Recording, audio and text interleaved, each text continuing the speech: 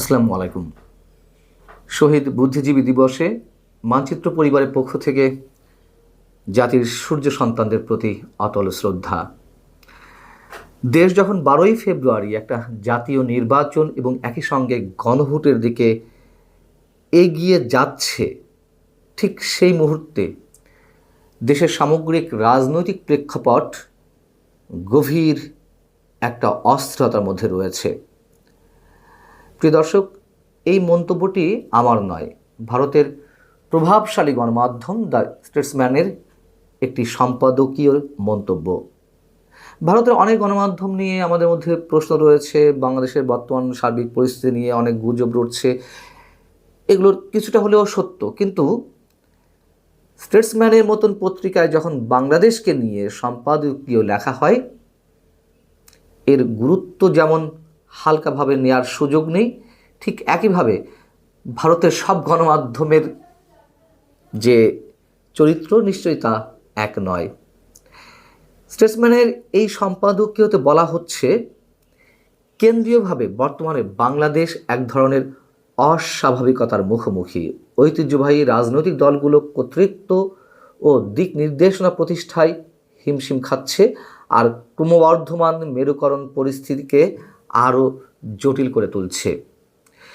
এইটুকু কথার মধ্য দিয়ে নিশ্চয়ই বুঝতে পারছেন যে কতটা নৈর্ব্যক্তিক এবং কতটা নিরপেক্ষতার সঙ্গে এই সম্পাদকীয়টি লেখা হয়েছে। বিএনপি প্রসঙ্গে এখানে বলা হচ্ছে, আমি শুধু স্টেটসম্যানে যা লেখা হয়েছে সেগুলোই বেশিরভাগ তুলে ধরছি আপনাদের সামনে, আমার নিজের ব্যাখ্যার খুব একটা প্রয়োজন নেই। এটুকু শেয়ার করলেই আমাদের মনে হয় বোঝাটা অনেকখানি সহজসাধ্য যে কোন পরিস্থিতির দিকে যাচ্ছে বাংলাদেশ। এখানে বিএনপি প্রসঙ্গে বলা হচ্ছে যে দীর্ঘদিন ধরে বিরোধী রাজনীতির প্রধান স্তম্ভ হিসেবে পরিচিত বাংলাদেশ জাতীয়তাবাদী দল বিএনপির ভারপ্রাপ্ত চেয়ারম্যান প্রায় 2 দশক ধরে লন্ডনে স্বেচ্ছা নির্বাসনে। তার দেশে ফেরার ক্ষেত্রে আইনি ও নিরাপত্তাজনিত বাধাগুলো অনেকটাই দূর হয়েছে। আগামী 25শে ডিসেম্বর তিনি দেশে ফিরছেন বলে এরই মধ্যে বিএনপির পক্ষ থেকে জানানো হয়েছে।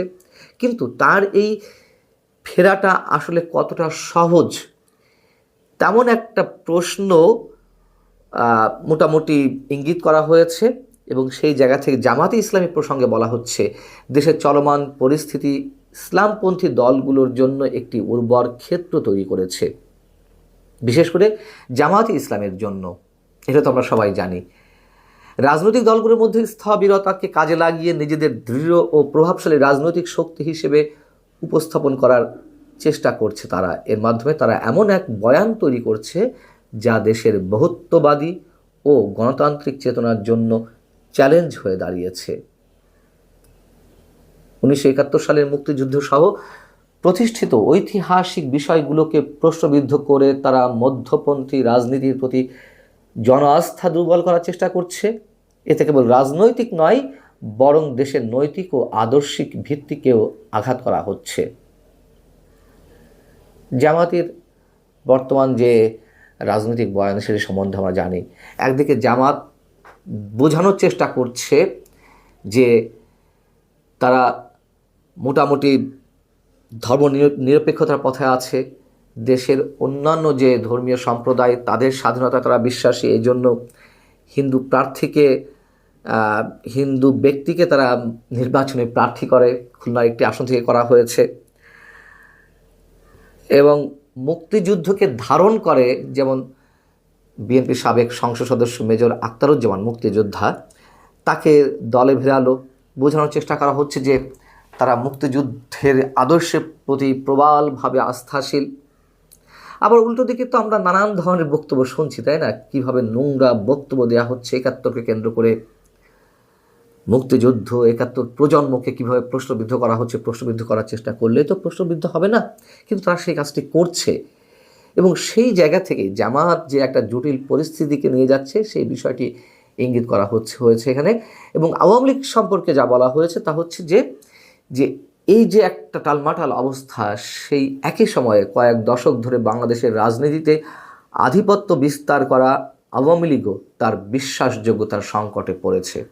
আমি বলছিলাম যে কতটা নৈর্ব্যক্তিকভাবে, কতটা নিরপেক্ষভাবে এই সম্পাদকীয়টি লেখা হয়েছে স্টেটসম্যানে, সেটি নিশ্চয়ই প্রতিটি লাইন শুনে বোঝা যাচ্ছে।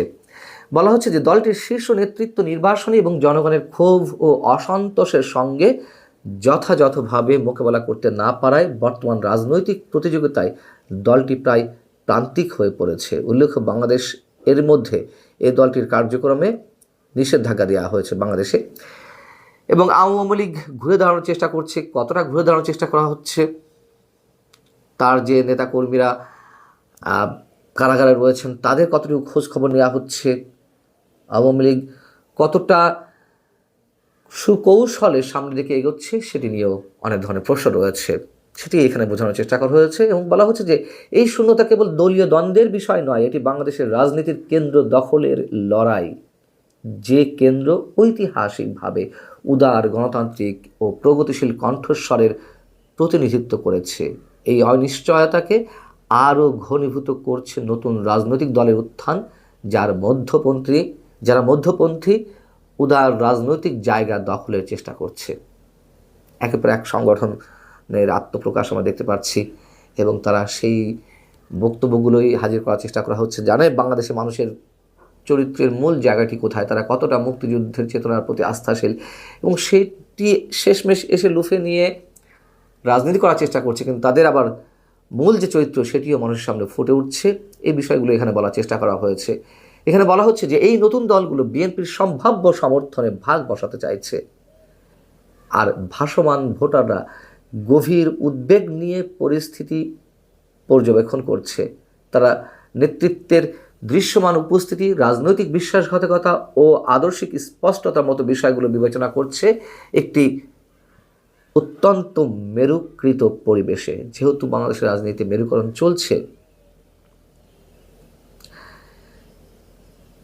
ভাসমান ভোটারদের সম্বন্ধে আরও বলা হচ্ছে যে বিশেষ করে সেই ভাসমান ভোটাররা যারা ইসলামপন্থী প্রভাব নিয়ে শঙ্কিত, আবার প্রচলিত দলীয় রাজনীতির প্রতিও সন্দিহান। খুবই যৌক্তিক কথা, খুবই যৌক্তিক প্রসঙ্গ। এদেশে মানুষ তো আওয়ামী শাসন দেখেছে, এদেশে মানুষ বিএনপি শাসন দেখেছে, জাতীয় পার্টিকে দেখেছে।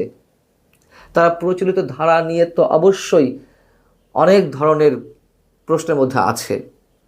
আবার কথিত ইসলামপন্থী দলগুলোর যে উত্থান, যেখানে প্রায় অর্ধশত মাজার এর মধ্যে গুড়িয়ে দেওয়া হয়েছে, কবর থেকে লাশ তুলে পুড়িয়ে ফেলা হয়েছে, ধর্মের অবমাননা করা হয়েছে, এই অভিযোগে চারিদিকে একটা উন্মাদনা, ওয়াজ মাহফিলের মতন জায়গাতে মুক্তিযুদ্ধকে নিয়ে কটাক্ষ করা,